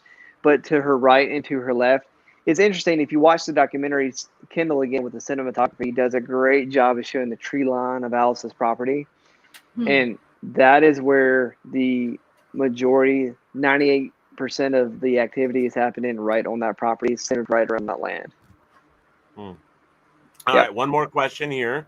Right up below it says, Barry Martz, question for John. Has a good portion of the physical history been forever lost in the Mississippi due to the hurricane tornado seasons there for many years? So great question. We know it's associated with the land, and I don't want to give too much away. If you watch the documentary, you'll see that we bring some kind of animal expertise in to help us gauge the property. If that tells you anything, if it doesn't, then go watch the documentary. But that's what it's all about, folks. Go watch it. Yeah, well, yeah, because I don't want to give too much away, but that doesn't help. But we are trying to do our due diligence, and again, if everybody keeps watching The House in Between and keeps talking about it, there's so much more story to tell, and that's what we want to do. Is we want to pick up where that stopped, and we want to dive deeper. And if we can continue to have everybody in the United States and more watch this documentary, we have a list of things we need to have happen, and we can make those things happen if we keep talking about The House in Between. All right, so John, Red says, awesome, man. We can't wait. There you go. Okay, I have another question, John. What does wolves have to do with anything? Do you understand that? Maybe. I'll say maybe. Did you see Robert White's comment? At least the camp of Naked and Afeared would be snake-free. That's true. Very true, yes. Mm-hmm. Well, John, if we could ever get you up here, we'd have to have you up at our event, too, because I think it'd be awesome to have you here, especially what we're finding out about your book and your movie. That would be fantastic to have that up here, especially since a lot of our people are looking for good stuff. You know what I mean? And you seem to be outside the box. So that's a good thing. Yes, I'm definitely outside the box. It never, don't ever cross it off until you try it. That's what I'd say. You got to figure out what works and what doesn't work. And we're talking about the paranormal. Calm down. Well, it's not that. It's like I said to Red, I said, we'd love, like I did to you. I said, I'd love to have you at the Parafest. And you know how he talks. And yeah, I do. So he says, thanks so much for the kind words. And Ted, we would love to come to New York, but we have been busier than a skeeter at a nudist colony. That's fantastic. That's Red. That's an instant shirt. That needs to be on a shirt. Yeah. Selling merchandise right there. Oh, God. I love that, man. Oh, man. That was fantastic, actually. Let's see. Robert says, I am seeing a black 8-ball in the house. Is that anything relevant?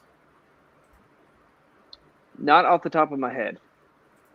And then Chanel says, Robert, you are a snake charmer now. These you have to understand one thing about our people. They are nutty fruitcakes that love the topics. They're great people with great, comebacks and comments, and I love the people we have in our chat room. We have great senses of humor. 5.5. Oh yes, yeah. And for 5.5 years, these guys have kept us laughing. Some of them dying while we're doing our show, and we can't. We feel like we're so disruptive to our guests, but sometimes you just can't help but laugh. Oh! No. We lost him for a minute. Is he back there yet? Not yet.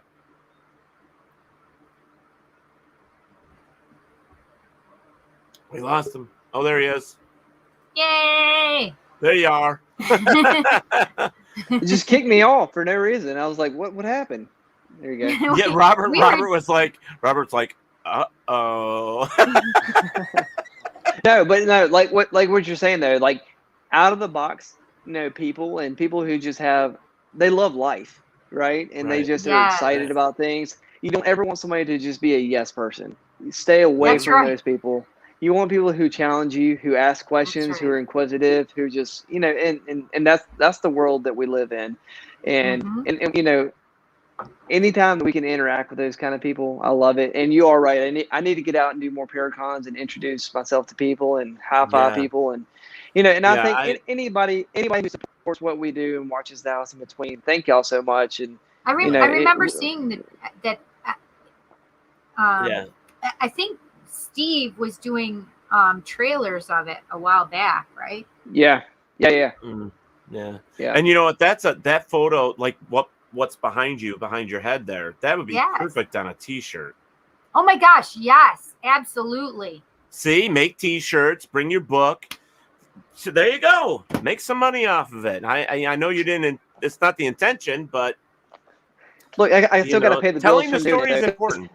Yeah. It is. I was planning on doing 10 photos, then it was 15, then it was 20, then we ended up with 33. So I got to pay for that art. Yeah, well, I get it. I do mine from front to cover myself. I do it all, and it's not easy. No, it's not. I've been working on my. Well, I initially was working on my third and fourth book. It's been 2 years now. Yeah, so, but it's a process. That's one of the hardest things I've ever done. So anybody who has ever written a book and gone through the process, kudos, because it is a very, very difficult thing to do. Yeah. Well, I had decided that my coloring book that I created for Buddy the Bigfoot was actually my third release. That's my third book. Love it. My coloring book was a third. So, but yeah. But you know what, John? I really do want to say thank you for coming on here with us and hanging out and telling us all about it, because I myself, I'm going to watch it, and I'm going to give it the, old college try. Skeptical, the whole thing, no, I'm just, I want to be objective. I want to be clear-headed. I want to go into it because I'll be honest with you. I haven't been watching paranormal shows in years because I'm so tired. I don't have cable TV to watch them. I haven't watched paranormal shows in 4 years. I stopped after about 4 years ago. So, but and again, and I appreciate that. So yeah, just watch it, have an open mind. And I think what gives us the confidence of doing the House in Between is like, we know how authentic it is and how real it is, and us doing our due diligence. So if somebody scrutinizes this, it's because it's not scary enough, and that's okay, because that's not what we're trying to do. We're trying to show you how real. We're trying to show you how a real haunting affects a person. And this is what the House in Between is. Oh, YouTube. YouTube was the other one that I saw that you could rent or buy it on also. Right. Yes. Yeah. So everybody in here in the chat room is saying thank you, John, for being on here. And awesome. It's, last week's was great too. We've had a couple good interviews here in the past couple of weeks. Not saying that any of the other ones were bad, but just, it's been We always have a good time. Yeah, it's good stuff, and I really, really appreciate you bringing that to our attention. And I think I reached out to you in the beginning for this because I myself it caught me, and I'm just like, man, this would be really interesting to bring on the show. Yeah, you did. We don't do a lot of paranormal investigators, to be honest with you.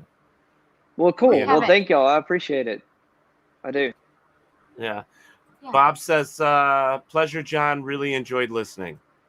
Thank y'all so much. I appreciate it. And again, it's a passion. It's something I've been doing. I'm not great at a lot of things, but this is one thing I feel like I'm decent at. So I'm going to keep doing it, keep trying to show proof of life after death. And people like you, both of y'all, thank y'all for everything you do, because we're all family and we all want to push this goal to somewhere where, we're pioneers of what we're doing, because I think in 5, 10, 15, 20 years, they'll look back and they'll appreciate the things that we were trying to do. Yeah, and I found my long lost son. That's right. Daddy! No. But yeah, and Red says he can't wait to watch it either. So very, very cool. Well, and this is the thing. I mean, you can even going to any of the Paracons, you can even bring up the house in between. You know what I mean? Yeah. Push for sure. that. So if you want to, if you really feel that it's something you can do, get a hold of me if you want to come up. I don't mind, giving you a table to come on up and set up. Okay. And don't leave, because I want to talk to you behind the scenes. Yeah, so don't go anywhere. In the green room. Okay.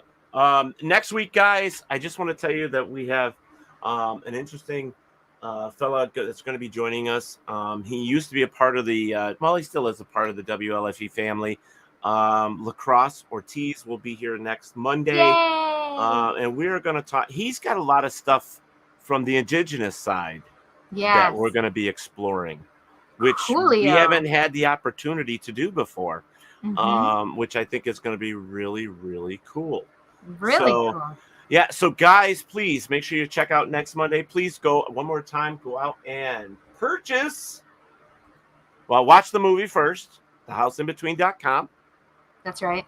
And then go over to, I'm sure it's more than just this place, but pick up A Peek Through the Veil by John Bullard.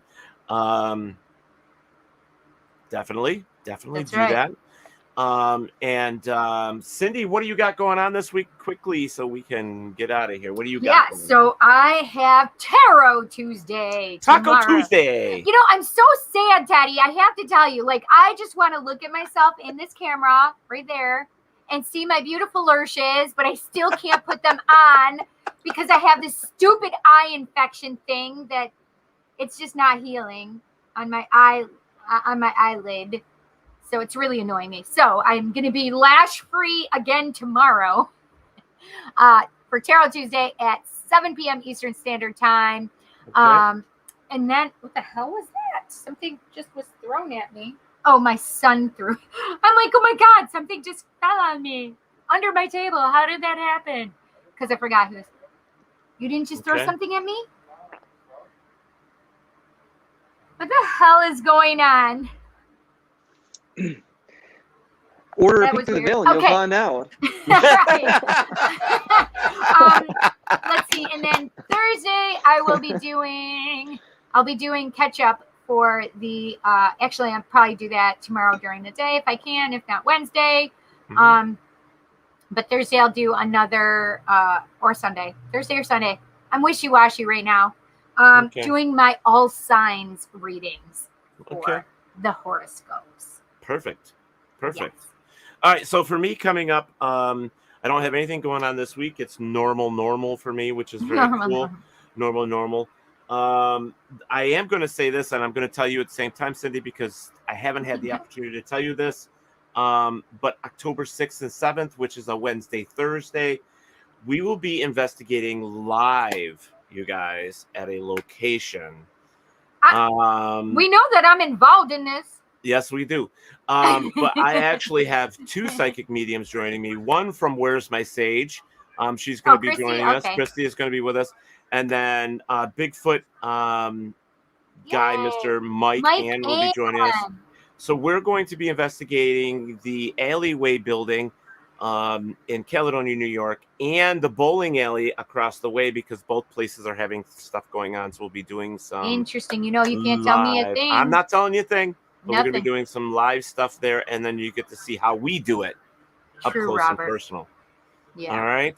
All right, guys. So we're going to get out of here, guys. John, don't go anywhere. We'll be right back with you just a second. Guys, take care of yourselves.